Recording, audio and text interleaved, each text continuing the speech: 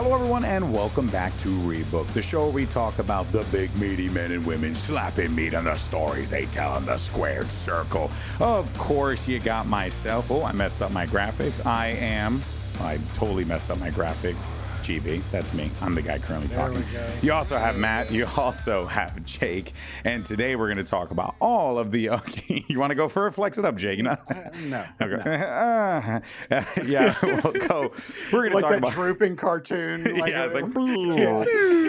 We are going to yap about all the amazing stories across pro wrestling today. And don't forget, if you're a YouTube enjoyer or you follow us across all of social media, you can check out everything at rebookpod.com. Don't forget to join our Discord as well. Fellas, I'm back home so we could do a normal show. And we have a big show because King of the Ring might maybe kind of be this weekend. So we'll talk about that one later as it comes up. But I figured we'll just go ahead and jump right into it. Yeah, you guys cool with that? We just jump right into it? Sure. All right, let's do it. First things first, let's go over to some TNA, because I am loving everything that's going on with the Order 4 storyline with Tasha Steelz and Mustafa Ali, Hotch and Skylar as well. Like everything that's happening over there, very interesting. And it turns out that there's going to be a call to arms match next week on Impact. And speaking of next week, Mike Santana will be making a return. But first, let's talk about this Order 4 business because there was a really good promo. Ali came out, kind of just ran down everyone and made them apologize for defying him. How dare they, threatened Hotch's family, told Tasha Steelz that, essentially nothing without them. But John Skylar had enough. He was not having it. He was like, screw this. I got to speak up. But he has been the most loyal soldier. And I was wondering, Matt, when this was going to happen, when the most loyal soldier was going to have a problem. And now it seems to be the case. I'm liking this. I'm liking the fact that they're really putting a spotlight on the henchmen, if you will, and giving them individual personalities. What's been your read on this, Matt?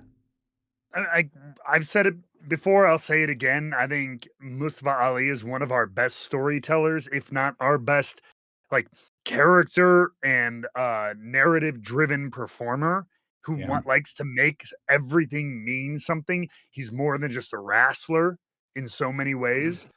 And like I said, some of this was a bit of a placeholder initially, because they were waiting to build to another feud, which we will get to in future episodes. I just finished filming the lead up episodes to Slammiversary. No spoilers. We will go week by week as you all see them.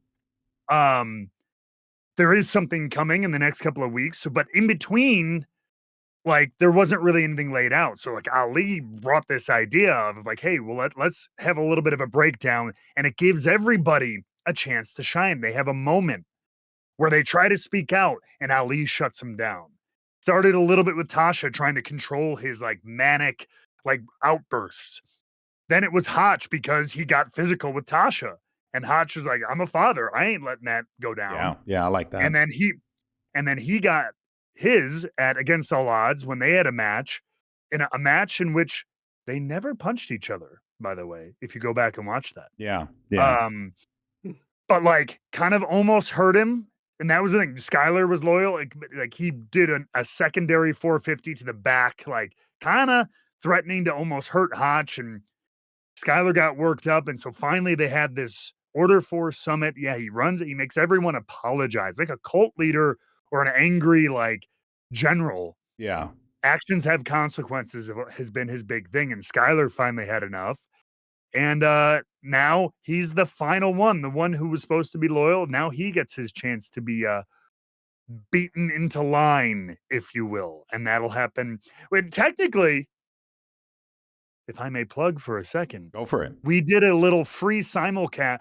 So we did our first taping on Friday for the next 4 episodes. Mm-hmm. So this coming Thursday's episode, you could have already watched for free on TNA Plus. We did live as we taped it. Oh, nice. Okay. So but only on TNA Plus. I don't know if we'll ever do that again. It might have just been a little a test, if you will. Yeah. But that episode that did air live on the app will now play on Thursday. You'll see this match.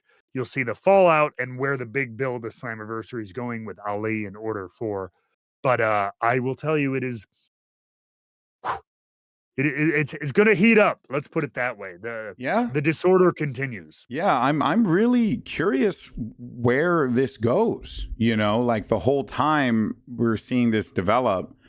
You know, I think firstly, I mean, to kind of talk about what you were saying at the beginning, like Ali is just unreal. Like I like everything that he does. Not only is he like just a beast in the ring, but he's also like really good at making these promos. Like I believed everything that Ali was doing up there, you know, like he was so like animated and into it. I don't buy any of it. You don't buy any of it. I don't buy any of it. Look, Ooh. this storyline is so unrealistic. In what way? It's so unrealistic. You're talking about a man in a leadership position who cares about no one but himself, Preposterous. who is this self-appointed demagogue who makes a half-hearted attempt at diplomacy only to quickly result to violence. I don't buy it. I don't buy it. It's based on nothing. Usually, I mean, I get it. I just not based in realism whatsoever. Yeah, it's too fantastical. Yeah. You wouldn't just go at someone for no reason. You know what I mean? No. Yeah. It's that with no warning. No warning. You know, It's terrible. like it's nauseating. And that being said, parallels to IRL aside, let us kind of examine where this can go real fast before we move forward, because I think like I mean potentially, you know, it does feel like there is a world where I could see Order 4 becoming Order 3. You know, and like they decide, hey, or the third. Nope. No, not that. No, we don't want to do that one. Nope. That's already been taken. That's gimmick infringement. That's but I mean, I think that could be kind of cool. I just don't. I mean, you know, you want more personalities in TNA, more individual shining, and I think like what's going on here is most definitely laying the groundwork for some, you know, new faces to kind of have that opportunity to shine. And as we saw with the Hotch and Ali match, like, you know, Hotch can go, right? Like there was like so much that was like amazing about that match. So there really is, I think, like, you know, if the audience is into it, and it seems like they are, if the audience is into it, I could see this being a real like heartbreak storyline going into Slammiversary or something like that. I don't know, Jake. What's your assessment outside of the unrealism of it all? I mean, it does seem like cracks are starting to show in Order 4. I mean, it's pretty evident. But I think the person who probably could be key in all this is Tasha. Okay. I mean, you know, Hotch stood up for her in a way that Ali never has. Yeah. And I think that could be a big turning point for her and for the group. You know, if I don't know, I can just see some kind of moment backstage or something where she's, you know, hey, I appreciate that. Thanks for standing up for me. Oh, it's no problem. We need to do that more often. And it's just kind of this slow build to them finally waking up and realizing, you know, hey, he's a little batshit crazy. Yeah. And I think that's ultimately how we can see things go. I think but I don't know. Something tells me that she's going to be I don't know. I feel like she's the key cog to the whole thing. Yeah. Crashing down. Potentially. Yeah. I would ask Matt, but Matt knows too much. Yeah, so, I know. I almost feel like I'm playing like Among Us or something us. a little bit. Like Yeah. I know what the answer is, and I'm just watching you guys ask questions and try to figure out a swirl around the toilet bowl until we get flushed. No, I think that if ultimately what this leads to is just more personality shining in TNA. Tasha Steelz getting more play out there as well. I think it's overall net positive. This is great. Fun storyline.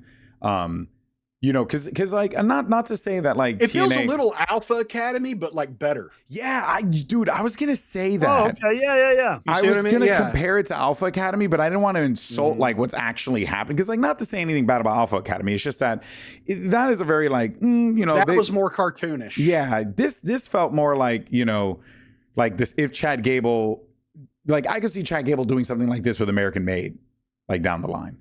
You know what I mean? Which I think is kind of funny. So good on you, Ali. You got ahead of it. So, you know, like shout out to you. But yeah, not the first time. Yeah. That would be, it's true. That would be pretty cool. That said though, there is also other things happening in TNA. That, also, do we know the rules to a call to arms match? yeah. What does that entail, Matt? Or are you not privy to share? Or do we need to tune in? No. In theory, obviously we're going to tune in. But. Give us an exclusive. We in universe, it's not revealed until, because even we're on air asking the question as that episode starts. But spoiler alert, it's based off of an old match. It's only happened a few times, but basically each guy is tied to the rope via a rope, like tied to the top rope in the opposite corners. Okay. And it's just like ding, ding, ding, race to get themselves untied. And whoever does first can jump you just have the ability to jump the other person if they haven't cut themselves loose or tied themselves loose. So it's just like an extra, like a little hacksaw available, like Saw style. Like, hey, if you can't get the rope off. Nope. It's like Cub Scouts, baby. You better have your knots, your knowledge of double loop, swinging a badoo, Indian deathlock knot. I don't know. I was those are all official. Those are all very official. All the Clearly, actual I names. was a very good Cub Scout. Yeah. My opinion, the greatest thing. I love it. I'm such a fan of it. I was so unsure, but now I'm in. Hometown man. Hometown man is it's just too good. It's too good. And the fact that the system are like pointing out that it's Cody Deaner, and they're like, Tom's it's pointing him. out that it's Cody Deaner. Yeah, Tom's saying it, for goodness sake, and that part's super funny. Yeah, you can't hide it, but he is the hometown man, and the hometown man's got a plan. I'm really curious where this goes. I'm okay with it if this is just like a funny, like thing that Cody Deaner does.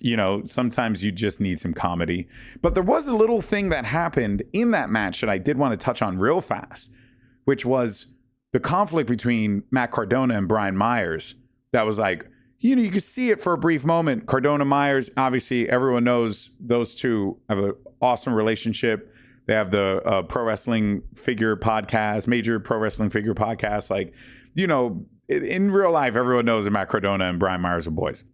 So absolutely, that makes this whole thing very fun, and I'm curious to see if we get a little bit of Brian Myers kind of realizing, wait a minute, I should roll with my boy, not with the system, or Matt Cardona realizes the only way to succeed is to join the system. Who knows, right? Matt. So should we be expecting more on this moving forward with Matt Cardona? Yeah. Okay. Yes, that's exciting. All right, Jake, where do you think it goes then? I don't know, but like you said, I'm just enjoying the hometown man game. The hometown man is so good. I don't want it to end. It's so good. I want it to be treated like a luchador. Like they try to take his mask off, he covers his face, and just no one admits that it's. We can't ever see who it is. We can't. It's kind of like Joker knows that Bruce Wayne is Batman, but that's not the fun of it. The fun of it is messing with Batman, not Bruce Wayne. That's what I want to see out of this. That's how I want it to be. Okay. I like that. Yeah. I like that. This whole thing, like when Matt Cardona was like, I got a guy who's from Tempe, Arizona, and my time I'm like, who the fuck on the roster is from Tempe, Arizona? And then I heard, it's a hometown man. I was in. The song gets stuck in your head. I was in. Yeah. I was in. It's so good. And I've been humming it, and my wife hates me. So, you know. Also, we had a return, a big return that I just wanted to give a shout out to. Jake Something is back. And when I say big, emphasis on big, because my man is fucking yoked. It's good to see him back in the ring. Seems like he's going to be going into some match with Mance Warner, I'm assuming, maybe for Slammiversary or something to that effect. If not, earlier would be sick. Either way, pretty cool. Tommy Dreamer brought him back out. That was a good moment. So good to see Jake Something back. Jake. Yeah. Yep. Always good to see him back in a TNA ring. Very excited there.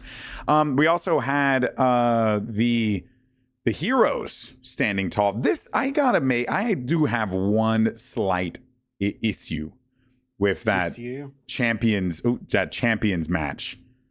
Well, it wasn't that big of a deal because it ended up resolving itself. But I was watching. I was so confused why.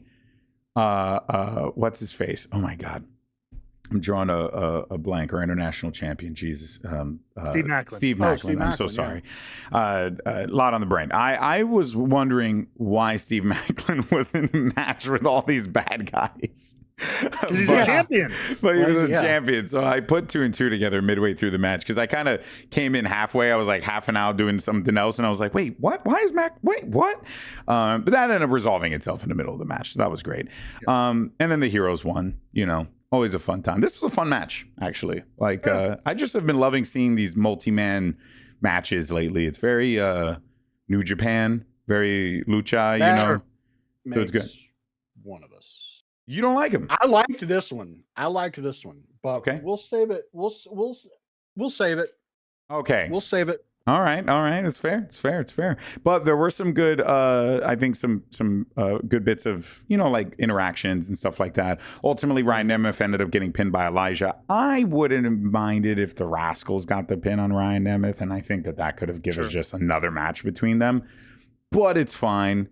Whatever. It's not like you really need justification to have the Rascals versus the Nemeths. That is just going to be that could be a banger no matter what you do. But So that was that. But there's one other thing that we're going to yap about real fast, and that is that our dear friend Santino Marella, he came out and he said, I have a special announcement, and Mike Santana is coming back next week. And then the crowd cheered and they lost their mind. Also, greenlit a match that Surprised he doesn't call him Mike Santina. I know, right? He doesn't. Well, Santana, Santino, yeah, makes sense. Mike Santino. So there are 2 things here that I want to cover. First up is Mike Santana's coming back. We'll talk about that and what that means in a sec. But the first thing I want to talk about is a friend of the show, Tom Hannafin, has been critical of the Authority. And what is Tom in his rebellion era? Are we like, is this what's happening right now? What, Matt, aren't you supposed to be the one critical of this? What's going on? But I think the biggest idea is he is standing up for what he believes is the sanctity of the TNA World Championship, which has been thrown in upheaval because of Trick Williams winning that. Someone who doesn't technically work for TNA, the title is outside our boundaries and has not been shown the respect sometimes. And so, it was a weird one. So they had the whole thing in the tag match last week on NXT, last week of the week. I forget when this airs and everything, but Trick was pinned by Inamura. And so, but that's all right. That's one thing. All right. You pin the champion, you could potentially, that is a long established precedent. Yeah. Not a hard rule, but a precedent. It just feels weird that while it's still our title, though, even though it's in the hands of an NXT guy, then that guy who pinned the champion just gave his title opportunity to his tag partner. So, like, I guess you don't really value the TNA World title. And then our GM or DOA was just like, yeah, that's good. Right. I don't love that narratively, and it feels like we're a little off the rails with the title. It feels like one of those decisions maybe made last minute day of, kind of like, Yeah. So I don't love it for the narrative integrity of the title. I think we're going to get back on track, but just seemed. Well, I do think, though, I want to say I do like the idea of like commentary questioning what's going on. I like that. I think that's cool. I do too. I think that actually adds a layer to it that you oftentimes don't really get to see, because the commentary sometimes, like we had that feud with. But it adds to the realism aspect of it too. Because they're the forward facing. I mean, they're the voice of the whole company. Yeah. And so like that lends some weight to the seriousness of it all. And I'm 100% with you. I like that too. And I think that what it can do, and this is my hope, is that the person who does take that title, like, first things first, like, under no circumstance, where I will disagree, and I don't think that they will do this, but where I would disagree is if like Josh Briggs were to win, then that would just be like, no, I am not okay with that, because it needs to be Trick who loses the title to a TNA wrestler in a TNA ring, period. That needs to happen. And if that doesn't happen, that will be disappointing. And I don't think that will happen. Or I don't think that won't happen. So, there's that. But that being said, I do like this whole, like, Santino's kind of playing a little too friendly with the invading forces, a bit too much. Like, I'm okay if they play into this. I'm sure. Screw it. See what happens, man. You never know. You can get gold out of it. Stockholm syndrome. Oh, yeah, exactly. A little Stockholm syndrome, maybe. Yeah, he's not a captive. No, but the title is, damn it. The title is captive. That's true. But that takes us to our question, though, because Mike Santana is coming back. Are we thinking that Mike Santana gets another go? What's next for New York's finest Boricua? I mean, Mike Santana, he'll return this coming week in a street fight with AJ Francis after a little bit of the turmoil they've been through. Of course, First Class, AJ Francis, Casey Navarro have sidled up to that TNA World Champion, NXT's Trick Williams. So, like, it's time for AJ to get caught in the crosshairs. Sorry, Steve Macklin. Of Mike Santana. And hopefully, squash that beef. Yeah. But I mean, if you've listened to Mike Santana anytime quite frankly, since he returned to TNA, but especially the last, like, all of 2025, it has been all about the world title. So where it specifically goes, you'll have to wait and see. As it should be. That should be everyone's aspiration. Everyone's aspiration. Yeah. What was guide me through, because I didn't get a chance to see it fully. What was the result? What happened in their match? That was when First Class interfered, or did they interfere to save that? Trick and Santana. Yeah. Okay. Casey, Elijah was there watching, because that was before Against All Odds. Yeah. Mm-hmm. So, and then Elijah was going to face whoever won at Against All Odds. So he was there in the crowd. So Trick went out and started crap with him, which brought the referee out, which allowed the fix was in. Francis and Navarro pulled Santana out of the ring, slammed him on the table, threw him back in. Trick hit the trick. I just think your money is Santana Trick Slammiversary. That's just where I'm if that's the pay-per-view, like, I'm 100% on board with it. That's an insta buy, right? Like, I'm watching no matter what, but I will be over the moon if it was Mike versus Trick at the main event. Whether or not Mike wins, though, that's a different question. Well, if I'm Santino, do I try to put Hendry in a match as well? Like, if it's a triple threat, that increases the odds of TNA getting the belt back. Yeah, that could be. Maybe it's like a made good. And Hendry hasn't had a rematch. Yeah, but he has that in his pocket. So I would almost be interested in seeing a triple threat between them. And didn't Elijah get screwed too in his match? Or that was a more straight up. I think there was a little bit of a distraction. It wasn't quite as heinous Got as it. it was. I think AJ walked down, if I remember correctly. Okay. Kind of a little bit of a distraction, but it was not nearly as. It wasn't But like not pulled straight from the ring. interference, no. And then like bumped on the floor, kind of. Yeah, it was a little So bit I more. do think you could have some pretty sick precedent to do a triple threat, which would be great for Hendry, Mike, and those and three in a Trick. triple threat, that would be so that much would fun. bang, Yeah, that bro. would be a great match. That would bang, because honestly, that Trick Joe match was great. So like, I would be down with that one 100%. Yeah, we'll be keeping eyes on that. That looks fun. There's a lot of really good stuff. Slammiversary is July 20th, so next month, right around the corner.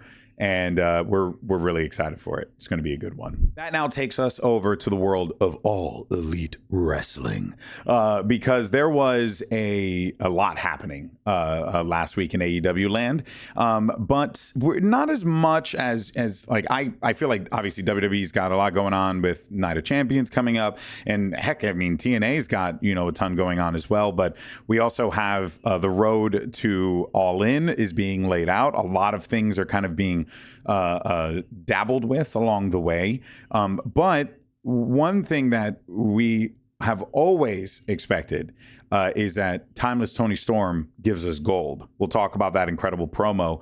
Before we do that, though, I wanted to talk about Grand Slam Mexico, because I really enjoyed it as a fan of lucha and someone who has really enjoyed AEW's change and approach to how they handle a lot of these matches and all these different kinds of things that they set up for it. It was, I really enjoyed the show. It was just great, and it was really beautiful to see like all those folks come together to sing the song with Mystico. That actually was it's a group called La something Quinta. I forget the name. Cynthia, my wife, told me about it. She's heard of them, so she actually knew about the song. She's heard the song, and it was like super popular out there. So when all those folks were like singing in the arena, that was actually a really cool moment. And you go back and you watch the video. The video is about Mystico. It's about his career and like his journey and everything. So it was a really, really cool moment. There were a lot of really cool moments in the show, but I want to get you guys' thoughts on it and your perspective, because obviously, I could be very much an AEW shill here. So Jake, what's your take on Grand Slam Mexico? I fast forwarded through a lot of it. Yeah, I'm going to be honest. That's fair. That's fair. And the reason why is because of all the damn multi-person matches. There's a lot. I like the multi-person matches. But listen, there's a 14-man tag match, a 10-man tag match, a fatal 4-way. Holy shit. If I'm on the roster of AEW and I wasn't on that show, I'm pissed off because everybody else was. My God. I get it. I get like one. But like, holy shit. You're talking about 3 matches had 28 people. And that's the people who legally participated. Yeah. There was a lot. There were a lot of stories. You throw Hangman in the mix. You throw you know what I mean? Like it's Jesus Christ. It's too much. It's too much. Correct me if I'm wrong, though. Go ahead. No, I was just going to ask one question. Like, Matt, you might have a little bit more insight on this, because I'm pretty sure that is like a trope of lucha, like wrestling, is like the insane multi-man matches. Because I've seen it. Like, you see the cards and you see like sometimes 50 dudes on one side, 50 dudes on another side, or something. And I'm not saying it as an excuse. I'm just saying that is a thing that you oftentimes do see in these big shows in Arena Mexico. I know, like, we also talk about New Japan doing a ton of the multi-man matches too. I don't disagree with you, though. It was an obscene amount. Like, it was a crazy amount of matches. Like, I just want to make sure it's like a Korean boy band where it's like, well, there's 50. It was like watching a Wu-Tang concert where it's like there's 100,000 people who are part of Wu-Tang.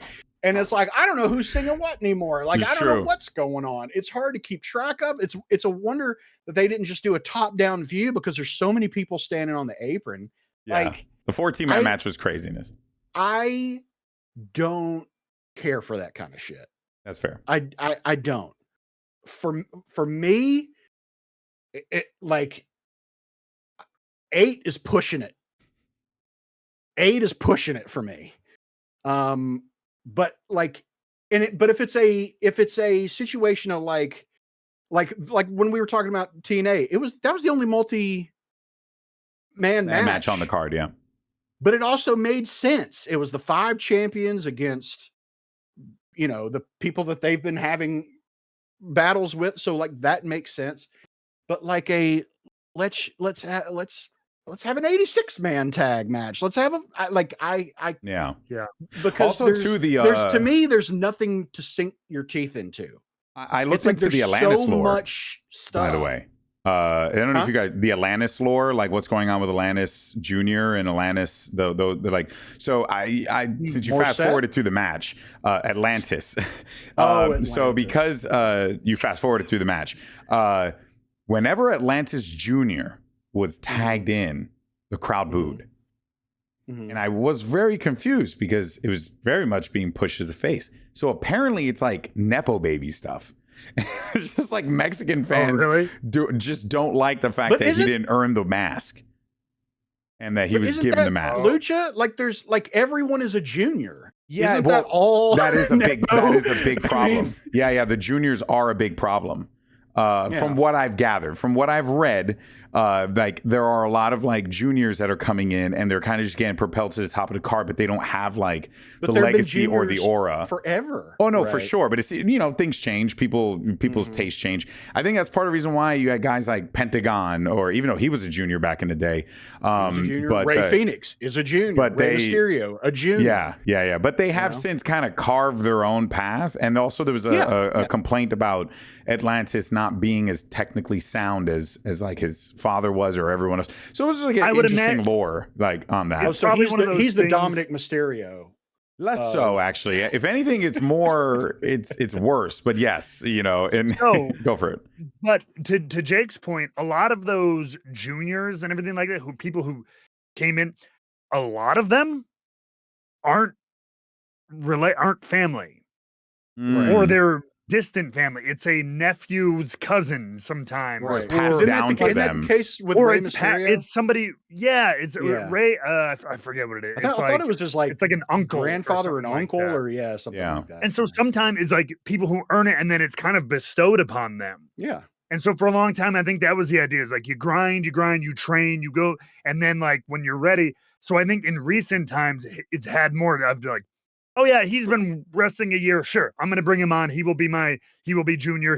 And so I think they've probably seen maybe in like becoming the modern TV era has probably seen some like quicker pushes to the top and stuff like that. Yeah. So, I thought it was very interesting. I thought it was very fascinating. It was just like one of those things where it's like you just get a lens, into another world that, you don't really get to see all that much. And if anything, what's funny is it did make me really, really want to like watch more, CMLL, because I'm like, okay, I'm in. I want the tea. I want the drama, Right. That said, though, there was a couple of things that I just wanted to highlight real fast. And you're so right about the multi-man matches. And there's no real reason to talk about them because they were just, wild, spotty, festy matches that just had crazy moments across the board, which the, Mexican audience very much enjoyed. But, that's also like just the nature of wrestling, right? Like we all have the things that we like. Some people like comedy wrestling. Some people like tag wrestling. That's why it's fucking awesome. That said, though, one thing that was awesome, I just want to talk about MJF real fast. You guys are seeing it? He's wearing his MVP gear. You see this MVP gear thing? I'm telling you, man, MJF is playing this long game of like, he's going to destroy the hurt business. He's going to make him go out of business. It's happening. It has to happen. Hostile takeover. Yeah, right. I mean, am I wrong in that? Because it feels like he's very much trying to like, appease Matt MVP. Yeah. Or Jake, sorry, if you want to take it, whoever wants to go first. And MVP was the first one to say yes. Yeah, he was the driving force behind it. Yeah. Maybe there was some. My gut is telling me you're wrong. Okay. Yeah. I'm based this on nothing. My gut is saying this is more. My gut is saying it's not that deep, bro. Yeah. My gut is saying like he's just in it. Eventually they'll probably break up. I don't think there's some deep-seated plan to destroy them and like blah blah. Maybe I mean at some point he will get angry with Bobby. They will have a match and he will split off. I'm not feeling some like deeper like. Well, we know his plan though with the Hurt Business is, Syndicate. I keep saying business. It's a Hurt Money, conglomerate. Yeah, with the Hurt Syndicate. Excuse me. Is that he wants his belt back, right? Yeah, he wants the Triple B as backup for when he goes back after the world title. Yeah, for sure. And then if and when that doesn't work, he will drop them like a bad habit, and that's kind of it. Yeah, or if it does work, and then what happens? Then that's where you see, I think, someone like a Bobby Lashley go, "Hey, we helped you. We scratched your back. You scratch ours." Exactly. Yep. Thumbs down. That's exactly what I see. It could be something like could that. we see? I know we're getting way ahead of ourselves. Do you guys remember Randy Orton in Evolution when he won the title? Yeah.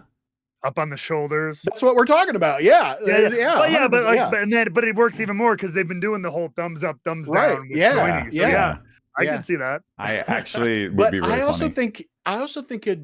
I mean, I think it'd be an interesting, refreshing twist for Hurt Syndicate to turn on MJF. I think it'd be interesting to see that instead of because we're expecting MJF to do something, sneaky and underhanded because he's MJF and that's what he does. Yeah. But I think it would just be an interesting twist because he also like you said, he's wearing MVP stuff.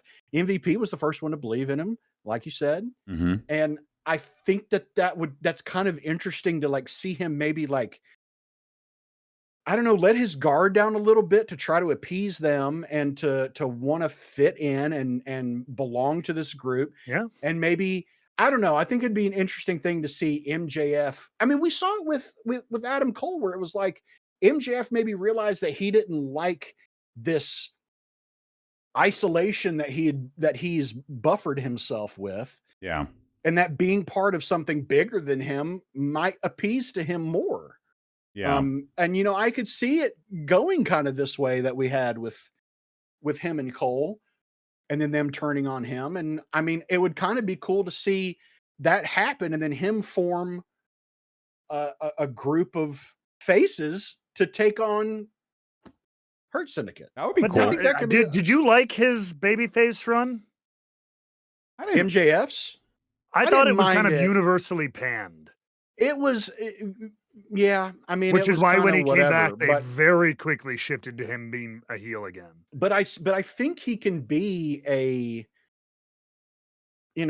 like this kind of tweener face. I mean, kind of in the way that Stone Cold was. Sure. I also think he's a much something like that. better. I think he's also he just gets better over time, though. I have a feeling this whole story with Adam Cole was really well done, but then you didn't get the payoff properly because, unfortunately, of the injuries. Because of the injury. Right? Yeah. And also, MJF was injured. Cole was so there was a lot of that, like, you didn't get the payoff there. I think that the good guy thing would have worked a little bit better had he had that foil, like that true foil. Sure. But I don't think that, I don't hate it. I mean, because in fact, I think it could be quite interesting to see MJF kind of like rally the troops to take out, the Hurt Syndicate. That said, though, it feels like the better story is going to be centered around whatever happens with Hangman and MJF, because their encounters have been few, but have been quite, intense, heavy and intense. So it leads me to believe that like our more long-term plan is going in this direction. But there really is like a multitude of directions, as with everything in wrestling, that they can go with this. Before we do that, though, I did want to also give before we move on, I wanted to give a shout out to Hangman for a promo all entirely in Spanish. That was awesome. Although Yeah, I when did he love said that. pero, it sounded like he said perro, which is a little different. You know, perro is butt and perro is dog. So there were a few times where it sounded like he was saying perro. That being said, the fact that Well, this, get your act together, Spanish. how dare you? Yeah, I know. Make them different. It's really Spanish's fault. But yeah, I think that was really cool, and it's a cool way to kind of come out there and welcome AEW to the Lucha Libre crowd that exists over in Mexico. So that was really, really dope. Mercedes Moné is now the CMLL Women's Champion. Like we thought it was going to be Mercedes Pone. Turns out, nope, she's not Pone. Jake, it's happening. She's winning more belts. Oh boy. Yeah, but you know what? That makes me feel more confident that she's not beating Toni Storm at All In. Really? Yeah. Because what's interesting to me is Mercedes Moné going out there and winning all these titles, right? And look at how great she is. She's just draped in gold. But what's the one title she can't win? Yeah. There is She that. can't get that AEW Women's World Championship. Yeah. That's compelling. That's interesting. Then maybe we can see a downfall of Mercedes and then she comes back. Like, I think that's interesting. I would agree. I would agree. Let's explore. I don't know that that's ultimately what they will do. But I don't know. I would think you take a Mercedes winning underhandedly as an alternative? No, you don't think that would be like she can't beat Toni and she has to cheat to win? I think that loses a lot of the impact of it. I like that. I don't think it's as meaningful. You know, I think you could tell that story. I really like what Jake is putting down. I'm sniffing it. I'm smelling it. I'm letting it roll around in my mouth a little bit. Okay. I'm liking what I'm tasting. Swirling this it. is not wrestling with whiskey. Yeah, this is rebooked. It's got a good mouthfeel. In my brain, if I had my brain tongue. But I think in this first big match, yeah, she can't do it. Maybe if they had like a series, like over the next, if they can extend this out, which, with the right people, you could. They have like a series of 3 matches, like can't get it done on the big stage. Okay, let's do it. Let's do it in this kind of match or whatever. Yeah. Still can't get it done. And then finally, match 3 or whatever, she has to like straight up like hit her with the bell or something like that. And then Yep. And then they separate for a while. Toni can come back to it, like as if there's not 8 million other people they could probably put in that title situation. But Toni could come back and be like, you could never really beat me. And then they could go again. I don't know. Yeah. Yeah. No, I there is something interesting potentially there. You definitely have piqued my interest with that. Because I was convinced that she would, we had that story all mapped out in her mind where she's like, oh, it feels like she could lose and then like desperate win the title. But then she wins. I still think she's going to win. You still think she's going to win and like complete like the Thanos gauntlet? I do, because her gimmick is lull, Mercedes wins belt. Yeah. Yeah, and it's that's kind of what her I gimmick, want. and that's I want to see who Mercedes Moné is without a bunch of belt. Yep. Yeah.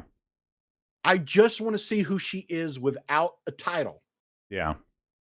Yeah. Because yes, it does feel very. Yeah, Mercedes wins. LOL. Yeah. But specifically a title. She just wins titles at every indie in the world. Yes. And other promotion. It is cool though. To see her. I will never. Give me the camera. I will never let you win the Rebook 24/7 championship. Oh, 2-time defending champ over here, Jake. The 2-time over my dead body. That's right. From my cold dead hands. She'll never win it. Nope. Yeah, I'm compelled by that theory. But I also I guess that allows us to be able to segue into Timeless Toni Storm, who just does it freaking again, man. She just does it again. This time she busts out this new Carmen Sandiego kind of look. But it's a very like, I now want to sing the Rockapella song. I know, right? Rockapella needs to come out and do an entrance for her. That's what I want now. I think so. What is our read on this character change for Timeless Toni Storm? It's not a character change. No, it's not a character change, but yeah. It's a decade change. That's it. She's just, I mean, seriously, she's gone to like, she was like roaring 20s and now she's going to like the 30s and 40s kind of vibe. Yeah. Like that's all it is. I do like this because I do like, she does have a very strong ability to like kind of morph while staying the same, which I think is really important. Like she's the black and white thing. She is like the 20s or 40s, 50s, whatever. But she can kind of oscillate, but she's not like a cartoon character. Yeah. Despite it very easily ending up that way. Honestly, my initial take is like, again, it's not a character change, but they're in her current direction. She's trying to like understand Mercedes Moné, right? She's like, she really, they're sniffing, like they're getting real intimate and real close. I feel like this is like her own little timeless take on like Dick Tracy. I'm gonna get to the bottom of Mercedes Moné. I'm gonna figure out what makes you tick. Yeah. and then I'm gonna make you pay for it. I don't know why I didn't think of this until now, but perhaps Timeless Toni Storm views each opponent as a new role. Sure. Oh, yeah. That's awesome. You know what I mean? Yeah. She play like it's I've taken on a new role, darling. Now I have to figure out who am I in this story? Who is Toni Storm in this story? And that's what she's doing. It's character study. She's figuring out, okay, what role do I have to take on to win this award? Like that's what she's doing. It's just her continuing this actress gimmick. And she changes her performance depending on the role and the part that the opponent she has to play because of the opponent. Yep. Damn. That's what I think, because she's had, like we've said, she's had all these little subtle changes with everybody that she's faced, but she's remained virtually the same. Yeah. Yeah. So that's all I think it is. I think it's Timeless Toni Storm taking on different roles and finding which one she thinks suits her scene partner, if you will. She's so good. She's so good, man. It really is like, I mean, I'm so excited for this match, just because they're two really, really good professional wrestlers that are gonna have a banger match in the ring. But the fact that Toni Storm still finds ways to like keep things fresh and fun, while at the same time adding, like, she just flat out cursed in the middle of the promo. People popped for that. Yeah. That was really funny. But there was one line that she said that I really liked when she was like, am I just like a prop to you or something like that? Like, am I just am I just a title to you? Is that all this is? Like I actually really want them to explore that even more as the weeks unfold. Because, it does feel like Mercedes Moné is just like Thanos. She doesn't care what she has to do to get the Infinity, gems, right? She just wants the Infinity gems. And she's Smaug. Yeah. She's just collecting gold and keeping it underneath her. Better comparison. Yeah. And that's what she's doing. She's just hoarding these titles so no one else can have them but her. Yeah. Yeah. And she is her downfall will be incredible. She's the Scrooge McDuck of AEW. Yeah, I love that. It's what I want. I just want to see something like a little kiddie pool filled with her titles, and she's title belt. It just goes right in. Oh man, it's very compelling. Looking forward to seeing what happens. Obviously, with all of this, As far as what's been going on with the men's world title, that obviously, I would definitely say Grand Slam, not much movement in that regard. Collision had way more to offer story-wise for a couple characters. Chris Statlander also had an encounter with Jon Moxley. We obviously saw the Toni Storm promo. We're getting, more and more movement with women's tag team wrestling in AEW, which has been pretty sick. There was a multi-women match there that actually was pretty fun. Shout out to Athena. And oh my God, what the hell? Megan Bayne. Yeah, see, my brain's all over the place. Haven't slept. Hope Athena gets a match at All In. I believe she is. Texas. She will be facing Thunder Rosa for the Ring of Honor women's title. So for her. Is that official? She deserves that. I think that's what I had read because they're kind of like setting that up. Or is that just rumored? Or was that rumor? Okay, it could have been rumor. I thought I had seen that. Honestly, just get Athena on the card. So I don't really care how you do it. You can also just have Athena and Billy Starks, do a tag match or something like that. I don't care. It'll be great either way. So, we'll be, of course, talking about what happens on Dynamite because we're back to normal with AEW this week. We got a normal ass Dynamite on Wednesday. We got a normal ass Collision on Sunday. There's no summer beach bomb blockbuster bash fest thing. We've had enough summer bombs right now. But, anything's possible. But yeah, so of course, we'll be talking about all that stuff next week as well. Okay, now it's time to get to the meat and potatoes because we got, we have King of the Ring, which is this weekend. Maybe. Obviously, we don't cover drama and stuff we try not to. This is a little bit different. This isn't drama. This is more geopolitical politics and, insane individuals who run our government and governments abroad as well. So Mustafa Ali. Yeah. Damn it. Damn you, Order 4. Tasha Steelz putting the fix in again. But yeah, so we'll see. It does seem like all systems are go. I would have to imagine, considering that this is an event that's basically being supported by the Kingdom of Saudi Arabia directly, that they'll probably have added security for this. Yeah, so I have to assume the event's still going to go on. But, all I hope, and just to be completely transparent here, and just wrestler safety, employee safety, worker safety, the people who are working cameras. Yeah, I would rather than not either. But if you're there, I've had friends who've done EWC in Saudi Arabia. And if you are a wrestling person works for WWE and you just so happen to listen to this freaking show for some freaking reason, just chill in your hotel. Trust me. Well, they've been taking a lot of stuff from us. So someone is listening. They really have. They really have. We are, because we've been calling it. So we've been calling it.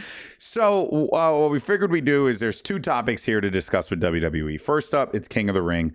We'll go through the card, spend time in the matches that we think are going to be quite profound, and then just talk about give predictions for some of the other matches, and then of course we talk about what's going on with Seth Rollins. So let's start with the King of the Ring, because we have made it official. We now have our the Queen of the Ring. Sorry about that. The King and Queen of the Ring. I am gravely apologize. Let us start with some of the smaller matches first, and then we'll move on to the bigger ones. For this one, this is a really quick, straightforward one. You got Raquel Rodriguez going up against Rhea Ripley. I'm assuming this was they've had run-ins so many times. This is going to be a fun match. I kind of want Raquel to win. I want her to win. I think she should win. I think in a match where there's no disqualifications, Judgment Day is going to get involved.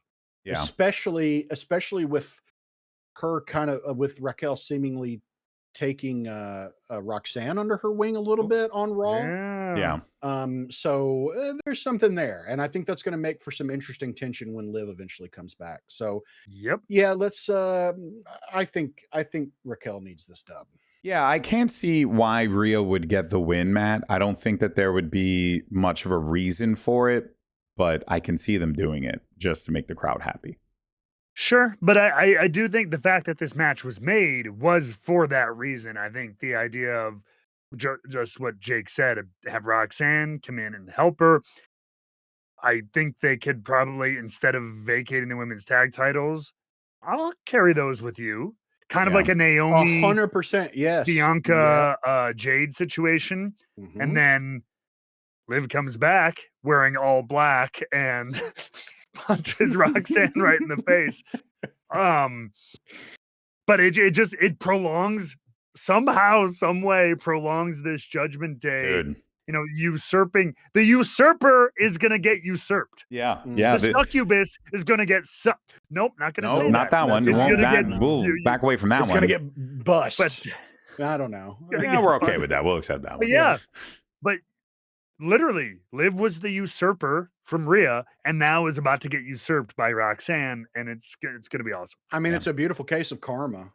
You know, if that's what ends up happening. It really is. So we're calling for Raquel, but we'll see. You know, it's Rhea Ripley match, so it could just be Rhea Ripley wins as well. So we'll see what happens there. Next matchup that I'm very excited for, because finally Karrion Kross is in a freaking PLE. Jeez, man. It took forever. He's finally got himself a singles match. It's going to be against Sami Zayn. Story here's interesting, man. This is very interesting. We thought Sami had an opportunity to win the King of the Ring. He did not. As we know, the final is Randy and Cody. But what do we want from this story? Why don't we start from there? Because the match is going to be fun, so we can predict who we think is going to win, but I'm interested in what happens after the fact, because that's the more interesting 100%. thing. So let's just go prediction real fast.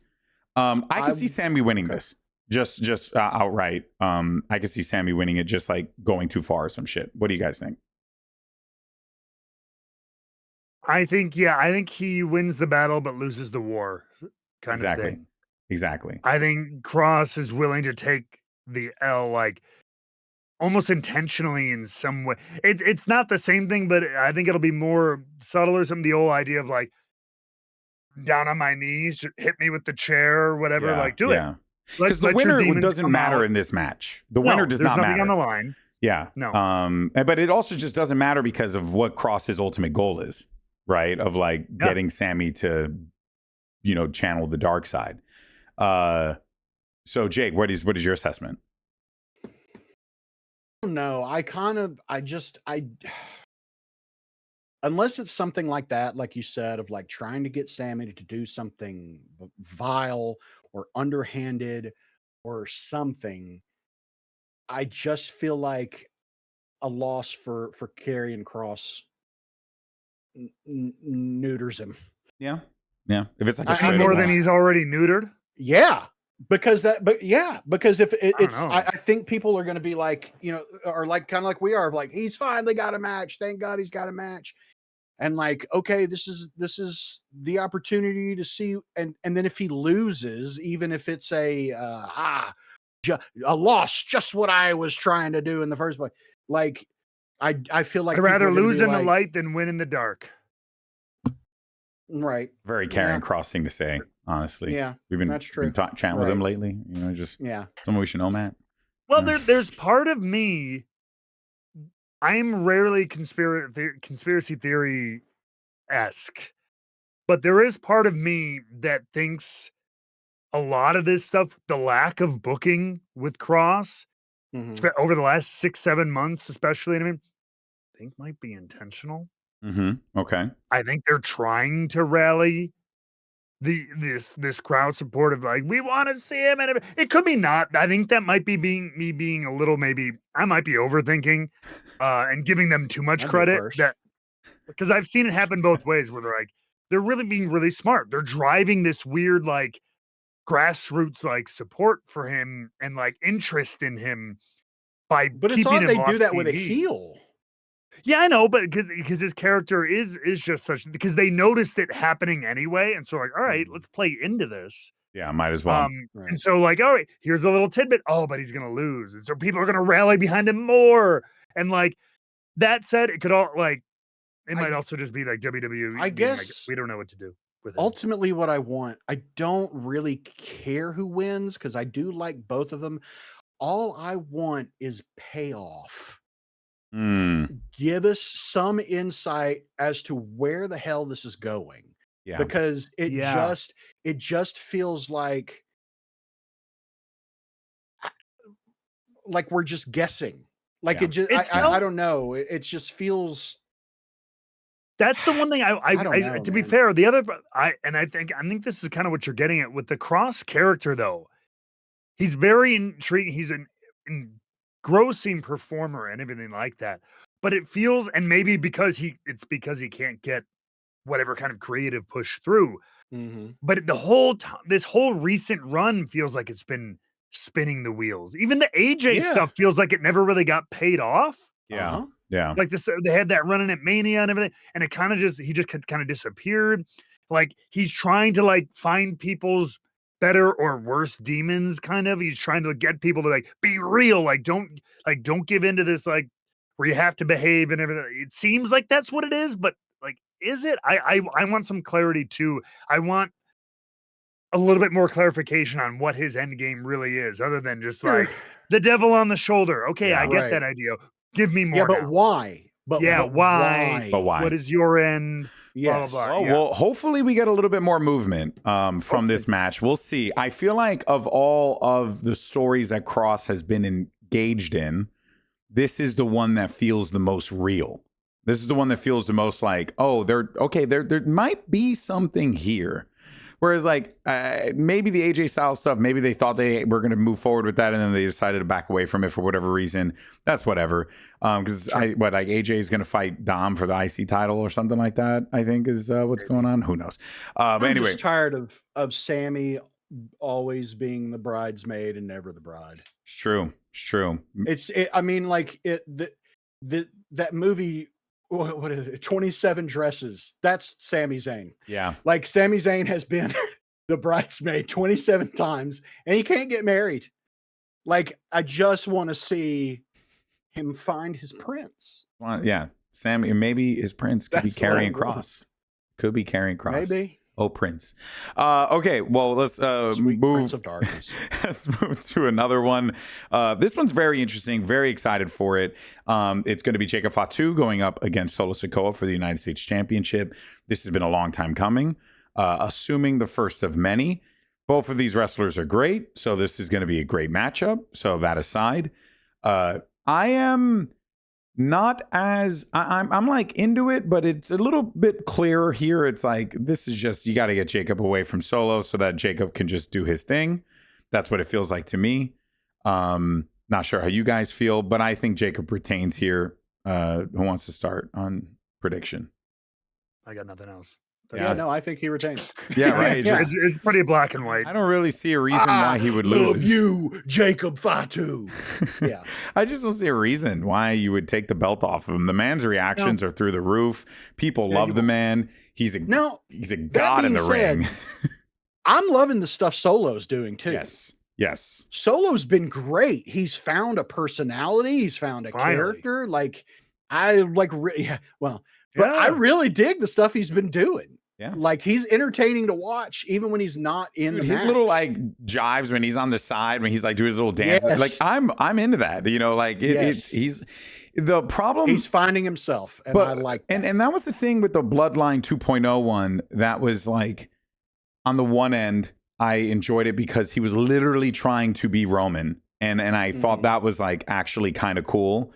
But now it's like, okay, now it's time to find Solo Sikoa. I think this guy, he is not only just going to be a mainstay for obvious reasons, but he gives me that energy of like a Sami Zayn type, Dolph Ziggler type, just a reliable guy who can give you a good match every time. And then he continues to build his character. I think it's going to be really good for him. I hope he wins a singles title. That because he had the NXT North American Championship, I think was the only belt that he won. So, I'm hoping that it goes. And look, if Solo wins, I'm okay with that too, because I'm kind of curious to see if they keep this going and have like a back and forth clash. You know what I mean? Because either way, like this is a good one. So, but it's more of a match for right now. We'll see what happens. But we're all predicting Jacob Fatu. Let's see what happens. That, of course, brings us to, let's see, we have another matchup. Don't hurt yourself over there, man. Well, it's too late. Wait, see, you stub your toe? I kicked the foot of my chair, like with the back of my heel. You hate to see it. I was just moving my foot back and just, anyway. Hate to see it. Now, you know what I love to see? I love to see Cody versus Randy Orton, brother. I'm excited for this matchup because of the history between these two men. So it's always going to be fun because these are like, what was it? The legend. What was their stable? The Legend Killer? Yeah, the Legend. Oh. But they were, weren't they in a team? It was like oh man, it was, I forget the name of it. But are you talking about when it was Randy and him and Ted DiBiase Jr.? Yes, yeah. I mean, these guys go way back, So what was that called? The Legacy. The Legacy. That's right. That's what it was. Yeah, the Legacy. So two Legacy members fighting each other here. This, I will say, it being two SmackDown guys is kind of meh. Sure. But it is. But if you are gonna have two SmackDown guys, who freaking better than to have Randy Orton and freaking Cody Rhodes? Like, I'm okay with this. I don't know who wins though, genuinely, but it would probably be Cody. I don't either. It's Cody. It would probably be Cody. It will probably be Cody. I think so. I don't know. I mean, do we think Cody is ultimately the one who takes the title off of Cena? Because if he's not, then I think he wins. But if he is, I think it's Randy, and I think we save it. I don't know. I don't know. But I do have. But we just had Randy. We just had Randy. But we also but that's a WrestleMania rematch. Cody never got his rematch. Oh wait, they don't do rematches anymore in WWE. There's no clause. Although, that it's always inconsistent though. To be fair, but I don't know. Let us know what you think in the comments. Who you think is going to win? This is a tough one to predict. I do think it's going to be Cody, but it will be crazy that Randy gets to the finals of King of the Ring again and loses again. I'm not sure where to call it either way, but I can see Cody winning purely because they will run back Cena, Cody, SummerSlam. That would be. You can also do Cena or in SummerSlam, and that bangs just as equally. So I don't know, you got options. Honestly, oh man, it's so tough. I mean, the King of the Rings are tough this year. They're very tough, honestly. Sure. I don't think the women's is that tough. I think it could be, but we'll talk about it in a second.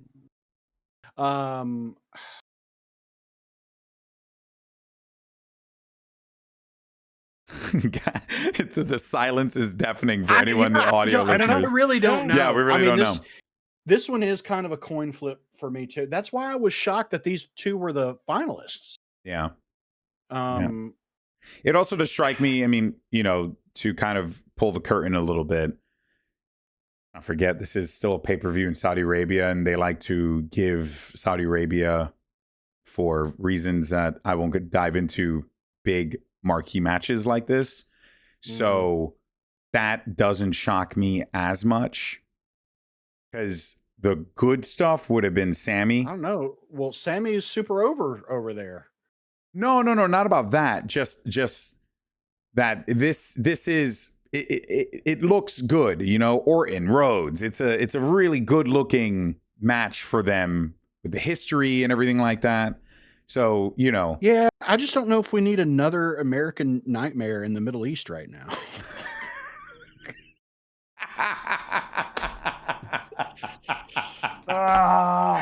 Well, moving on, because I don't think we're going to settle this one. You know what? I'll take. I mean, do I even? Shit, I probably don't even have a coin. I'm sorry. I think I'll take Orton. Take Orton. We're split. I don't know. Yeah, I don't know. All right. Yeah. Well, let's take this over to the women's King of the Ring final then, because you guys say this is cut and dry. I don't know. It's going to be Asuka versus Jade Cargill. Where do you think this is cut and dry? How does this go? Jade Cargill. It just feels too perfect for Naomi to have the women's Money in the Bank briefcase for her arguably biggest rival right now to be getting a title shot. It just feels too perfect. Sure. Counterpoint. So that's why I'm feeling like it's Jade.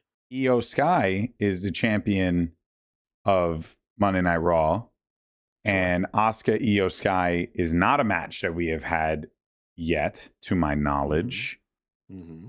Which would, maybe they've clashed once. I'm not too sure. I have to look back. It's been a while and not on this kind of a level. And I think Io's on Io's so good at this moment, and Asuka is Asuka, that you could genuinely have Io's first, because they have history together. You know what I mean? All these the Joshi wrestlers have history with one another, so it'd be kind of cool to see them bring that back. That's why I think it could be Asuka, because I don't know if you need Jade can get to Naomi, right? But you need something for Io Sky, and she's got nothing. So henceforth, but I don't think Tiffany does either. Tiffany's got more than Io. I mean, am I wrong? Nia Jax circling around her. You got obviously Naomi circling around her. Naomi, I don't think has really made much in the way of has she encountered Io? I don't know at all. So. So it's very clear they're not interested in that regard. So but you're not wrong. I just don't know if and let's not forget that Jade Cargill beat Naomi at WrestleMania. So there's some good precedence there that if Naomi were to win or cash in her Money in the Bank, Jade Cargill would come out and be like, I beat you on the biggest stage of them all. I should get a title shot. I could beat you again. Right. That's my reasoning and understanding. Whereas you got to do a lot of work to get, I think, maybe not as much work, but it looks pretty to have King of the Ring winner Asuka goes up against, and also Queen Asuka works really well. The Empress, so that's the whole reason why I'm on more on the Asuka train. But and I can also see Naomi screwing Jade in this match as well. That could also be a possibility because she knows that she doesn't want to deal with Jade. So but to be fair, I think Jake's onto something. There is easy marquee with Asuka and Io.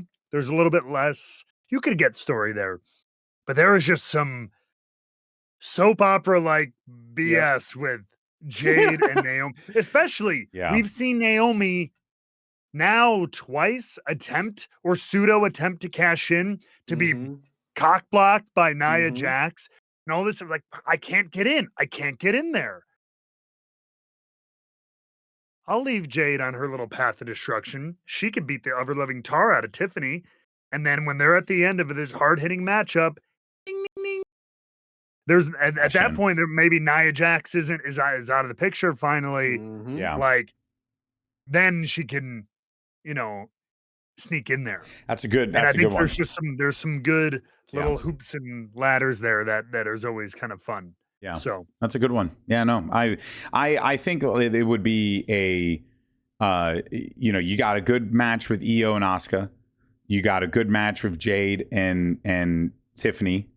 You got a even better situation with this Nia Jax situation. I actually really like what you guys are putting down. I'm pick it up. I like it.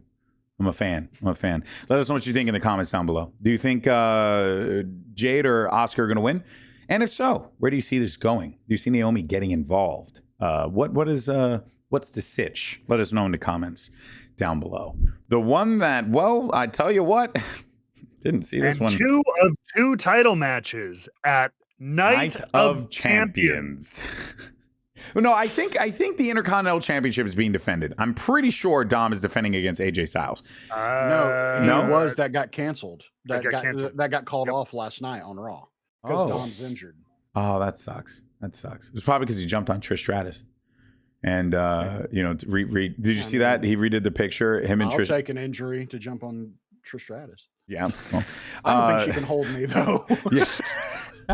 You'd be surprised, man. She looks like she can lift. Maybe. But that brings us to a Rhea matchup. could hold me. 100%. She'll hold all of us in freaking one arm, probably. That brings us to a match I never thought would happen in Saudi Arabia, of all places. Man, talk about a...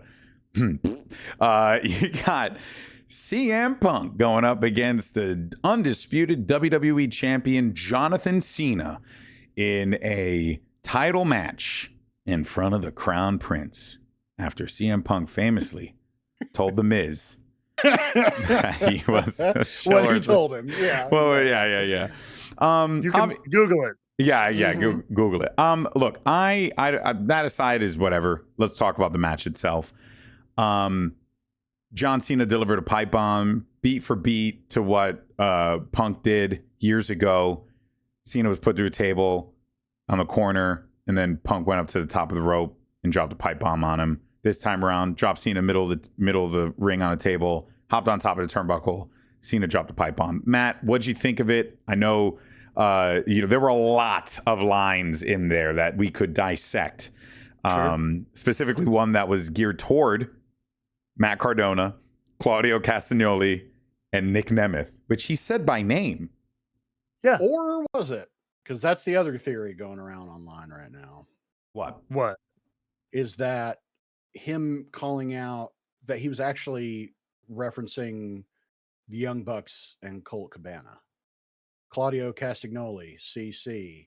Matt that's such malarkey. I think it probably is too. So I think it's malarkey. I don't think he cares about that shit. Yeah, I don't think he cares about that. It's not that deep, bro, situation. I don't think it is either, but John's super cool, and like a lot of those guys from that era who were like up in he's literally in group chats with them because they all used to play Clash of Clans together. Like it's literally that. Like I know like people like him, Claudio, Spears was in it for a while. Like they talk coffee and Clash of Clans. There's probably not Clash of Clans anymore, but literally there's a group chat with a bunch of guys from that era. That's cool. Who are like buddies, and I think they all keep like in touch. So it's literally just like who are some of the dudes I keep in touch with, like that aren't in this company that'll be a fun throw in here, just nod, like punch. He also named some really, I don't want to say safe ones, but just guys who they're never gonna do. And like Matt Cardona was the only one who said something, and even then it was like really chill. And outside of that, it was like Claudio. Yeah, they're all they're all like well-loved people, just well-liked guys. Yeah, of course. Nick Nemeth is a tag champion, like he's chilling. You know what I mean? So it's like, but I did like it. So Matt, let's talk about this. No, I loved it, and I believe these are all both happened. The original and pipe bomb and this after matches with R-Truth. Yeah. Crazy. Yeah. Cena and R-Truth having matches and then ending in this situation. But honestly, I really loved it. This was this was John Cena's best promo of his heel run. I think it was arguably better than the original pipe bomb. But bold. That's bold. That's bold. I do think so. That's bold. But part of that is, and I think is a little unfair because like, sounding weird, the pipe bomb of Punk's was like an original, like he kind of threw it out there. There's something to be said for like, I liked it better because of the way it riffed on it and the way he turned it on its head and made a hypocrite out of Punk. Like all that wordplay was great, but you can't do that without an original to riff on. So Punk gets credit for like laying out the carpet, but Cena gets extra credit for doing it so well with the flip arounds and the way he, kind of turned the mirror on Punk and everything that I thought was awesome. Yeah. And so I thought it was one of his best promos ever. I thought it was absolutely fantastic. I went so far without swearing, but the fucking Slim Jim on there took away a lot from it. I'm sorry, it's getting it's a problem. It's a problem. That is an issue. I am not enjoying this, but whatever. But that said, I thought it was phenomenal. Some of Cena's best work. The way his delivery and everything too, of like, he just has range, and like he really showed it in that, from like big yelly parts to quiet parts and talking direct. I don't know. Really good. John Cena is a really good actor. Right? Which spoiler in case you don't know, John Cena is actually a really good actor. And don't get me wrong, it's always hard when you're like a muscly dude in Hollywood. You get thrown into these roles, right? Jake, you know exactly what you're talking about. Look at Batista, for example. I think Batista is an incredible actor. So he's very good. Cena's very much following in that footsteps, in my opinion, than the Dwayne Johnson, popcorn movie. But I think John's kind of getting the best of both worlds here, because he's John freaking Cena. At the end of the day, he's Peacemaker. And Peacemaker is going to be very much in the DC universe now moving forward, which, by the way, please watch Superman. Please, for the love of all things sacred in this world, if you love comic books, please just watch Superman. It looks like it's going to be a modern classic. Anyway, I digress. What happens though? Because, John's going into this as the champ. And last time they fought, John went into it as the champ. He lost. So I see the world where Cena's going to win. I don't really think he's going to lose his title to CM Punk in Saudi Arabia. I just do not think that's going to happen. No, so he's gonna win it. It's gonna be underhanded. It's gonna be dirty, of course. And he's going to sit on the barricade with the title and leave through the crowd. He's going to do exactly what Punk did at 2011 Money in the Bank. How many dates does Cena have left? Do we know? I don't know. He'll tell us his next 15 promo. Now or something. He's even gonna have John Laurinaitis back at ringside to ring the bell or whatever. Oh wait, maybe not. Is he a little occupied? No. Preoccupied. But yeah, I do think this is a match though that opens the show. Funny enough, I think they should end the show with the King of the Ring. Oh, you do? Yeah, because John's gonna win. This is main event. Yeah, John's I think win, this is main event. Yeah, but you knew that. You knew that with like Orton and shit too. And this is the marquee match. Maybe you're right. Yeah, you don't have John Cena on his farewell tour. That's true. It is also called Night of Champions. That would be kind of silly to not have the champion main event, the champion match of the night. Mm-hmm. So silly me. I rescind my comment. Feel free to make fun of me in Discord. Which, by the way, join us on our Discord. We have a great Discord community. What are you gonna say? I think we open with the men's King of the Ring, and then maybe have some appearance from the winner after that match. That could be fun. Because we'll have that confirmation there. So, and that would be seen as next opponent for sure. This is ongoing, but I thought they were going to do this at SummerSlam. We got really close. I thought that Punk would have been the guy to do it, but it seems like maybe not the case. But we'll see, because truly, like if Cena does in fact screw over Punk and cheat like this, then Punk could easily. He's a douchebag. He'll insert himself in any situation, So maybe that's a thing. I just think Cena wants to do. Yeah, that's another good point. I just think Cena wants to do to Punk what Punk did to him for all those years. Yeah, I that's what I think. So, going to be an excellent match. So, but by the way, I was just looking this up. It is stipulated the winner will get a world title match at SummerSlam. Okay, it is 100%. Directly related. So I think something to Jake's point of, maybe the men's, if not open early, and then you have whoever they mount face to face. Maybe if he does do that leave through the crowd thing, They get interrupted by whoever won the King of the Ring, and they beat him, to the back as to end on a little bit of which would have been a chaos. little cool if Jey Uso had won, since that's how his entrance works now anyway. Yeah. But, True. Looking at the notable dates that we have, SummerSlam August 2nd to 3rd. So that would make sense that would be a month build of more Cody or Randy encountering and stuff like that. So Yep. We agree Cena wins. Lol Cena wins, but that are we back on board with the title reign? Are we still like, it could have been better? Where are we at right now? I'm kind of I'm in give me more of that. Okay. Like this is what Sure. we've been waiting for from his heel run. And it unsurprisingly took him getting involved with CM Punk for it to finally happen. Yeah. And I think this is the heel run. This is the heel Cena we've been waiting for. So keep going at that. Keep going in that direction, whatever that is. Yeah. But I mean, it was I think, didn't I say last week that I just want to see him having fun as a heel? And I think Cena had a lot of fun doing that promo. He did. I know he did. You could tell. I mean, so just give me more of that. Yeah. That's how you salvage it. Just do more of that. Yeah. More of that, please. Yeah. Would be excellent. We'll see what happens. Of course, Night of Champions is this weekend. It's going to be a wild show. We're expecting some fireworks there for sure. As well, maybe not the best choice of words. We're expecting some excitement in the squared circle. Okay. Yes. Specifically, want to make sure that we're on the same page here. And of course, we'll talk about the fallout and all that stuff next week. Again, right here on Rebook. not a great. Oh my God! I need to stop.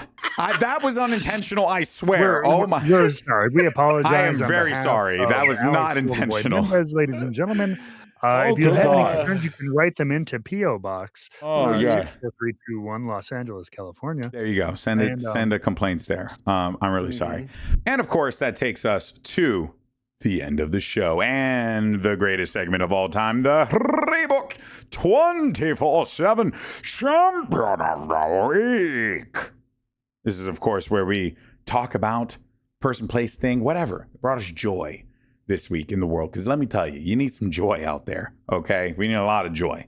Anyone want to go first, or I could go first. Okay. I'm trying to decide whether it's between you guys help me, a legitimate wrestling related one that I think was a really good standout, or a really selfish, weird, stupid one.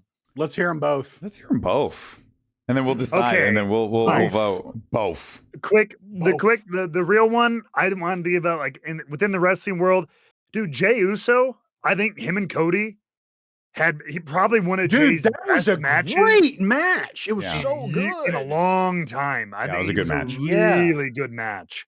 Really so enjoyed it. I know a lot of people have been up and down on him between his title and all stuff in between, like he's good, but it was always kind of this But I thought that was really, I've always liked him, but that was really, really universally good. Yeah. Exceptional. So big shout out to that. Go find that, seek that out if you haven't seen it. Yeah. The weird personal one, and I will explain. My 24/7 personal 24/7 champion of the week is Shawarma. On multiple levels. Shawarma has become my go-to, DoorDash on the road at the hotel. So yummy. When I'm out. And it doesn't feel like absolute dog crap, like a fast food burger and fries, especially when it's late at night, because a lot of shawarma places stay open late. But it's chicken, it's rice, good it's a little bit of chopped veggie, and then just a little bit of sauce. It doesn't feel too heavy. It feels solid. And then so that I had some great shawarma this weekend in Pittsburgh. Shout out. But then I came home, and my wife and I have been watching the Infinity Saga Marvel MCU movies. I've never seen them all before. Oh, I finally sat down and watched Avengers 1. Okay. And the much anticipated post-credit scene. Yeah, it was just them getting shawarma. Yeah, in a busted out New York cafe. That was a reshoot. They Was it shot really? that. They had filmed everything. Like 6 months later. Yeah, and then they were like, "Hey, I've got an idea for funny post credits thing. Do you guys want to do it?" And they were like, "Yeah, let's all do it." And so Crazy. they just went and set that up and shot it. That's actually really cool. Yeah, I love that. Also, I mean, I'm assuming you've been to. Well, I don't know if it's like this at Disney World, but at Disneyland they have the Shawarma King. Stall. You can go and get shawarma. I've been, but I've never noticed. I will have next time. Actually, next time I go to Disney, I'm gonna get shawarma. I'm kind of feeling like I need some shawarma. Oh man, you know what, man? I kind of want to give it to the shawarma. But you guys haven't given yours. I'm saying for Matt's which one he wants. What is my official selection? Yeah, but I don't know. It's a match choice. It's match choice. So you nominated at the end. I'll go with the shawarma. Okay, you're going with the shawarma. Shawarma I'll go next. Mine is pretty fun. I was at Valorant Masters in Toronto, which, by the way, Toronto is a freaking amazing city. Oh my God, I loved every minute that I was in Toronto. It felt like I was in a chiller version of New York, and it was such a vibe. It was such a good time. I dug it. A polite version of New York. A polite version of New York. Yeah, honestly, that could be if people were nice in New York, it would be a utopia. So it's kind of good that people aren't nice in New York, because then it kind of balances things out. But at the event, I decided to treat myself, because I don't really buy myself a lot of things. I know that people may look behind me and be like, what the hell? Because I have a ton of stuff. But fun fact, most of the stuff here was given to me from friends and family and gifts over the years in my life. Like I don't buy a lot of things.